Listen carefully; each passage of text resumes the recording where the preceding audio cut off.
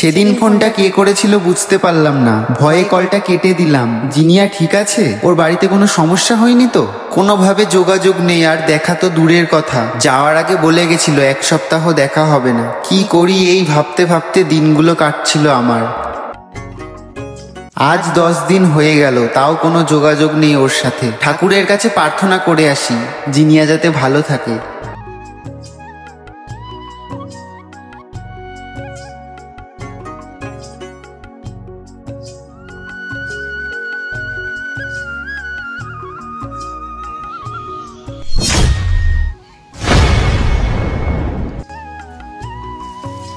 এবং হ্যাঁ দা আসছি।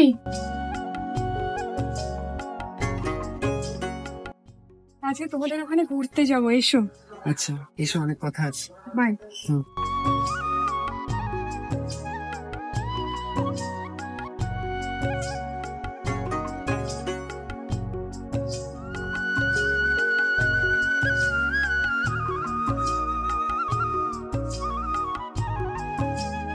তুমি মামার বাড়ি পৌঁছে আমাকে কল কেন করোনি? আর 2 দিন পর আমার হোয়াটসঅ্যাপে কল এসেছিল, ভাবছিলাম হয়তো তুমি কল করেছো। ফোনটা ধরলাম, দেখলাম কোনো একটা বড় দাদার গলা। বলছিল যে নাকি যে আমি তোমার কে হই, তো তোমার কি কোনো প্রবলেম হয়েছে, বাড়িতে কিছু কি বলেছে? আমি তো ভয়ে কলটা রেখে দিয়েছিলাম। কি হয়েছে জিজ্ঞাসা করছো? অনেক কিছু হয়েছে, শোনো তাহলে।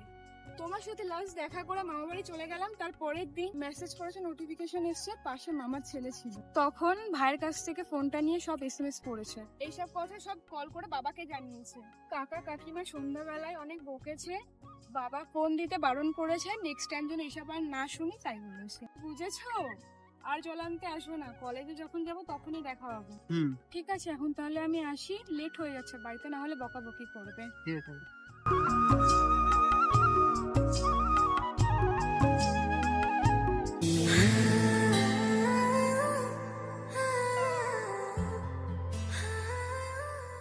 জানি না আমি এটা ভালোবাসা ছিল কিনা, শুধু বলতো এখানে আসতে ওখানে আসতে, আর আমিও চলে যেতাম। গিয়ে 5 মিনিট কথা হতো, আর আমি এই 5 মিনিট কথা বলার জন্য সারাদিন ওর কথা ভাবতাম। সবকিছু ছেড়ে তাড়াতাড়ি চলে যেতাম ও যেখানে যেতে বলতো। এইভাবে আমাদের 2 বছর কেটে গেল। তারপর হঠাৎ একদিন দুজনে যাচ্ছি, ওর বাড়ির পাশে একজন দেখতে পাই, আর সাথে সাথে ওর বাবার কাছে কল করে সব বলে।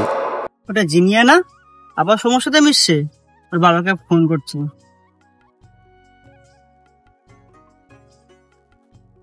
হ্যালো কাকু, জিনিয়া আবার সমস্যাতে মিশছে, তুমি কিছু একটা ব্যবস্থা করো।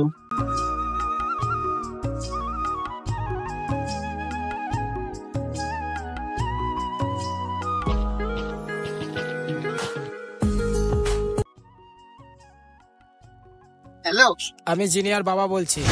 হ্যাঁ কাকু বলো। তুমি জিনিয়ার পিছনে লাগো না তো। দেখো, আমি একটা কথা বলি, ওর মা কিন্তু ভীষণ রাগী। আমি বাড়ি থাকি না, ওর মা কিন্তু এসব শুনলে ভীষণ মারবে ওকে। তুমি ওর পিছনে যেও না।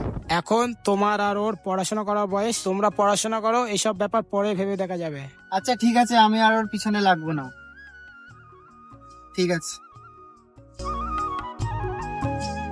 ফ্যামিলি প্রবলেম তো হবেই, আমাদের দুজনের ভালোবাসা যদি সত্যি হয় আমি নিশ্চয়ই ওকে পাবো।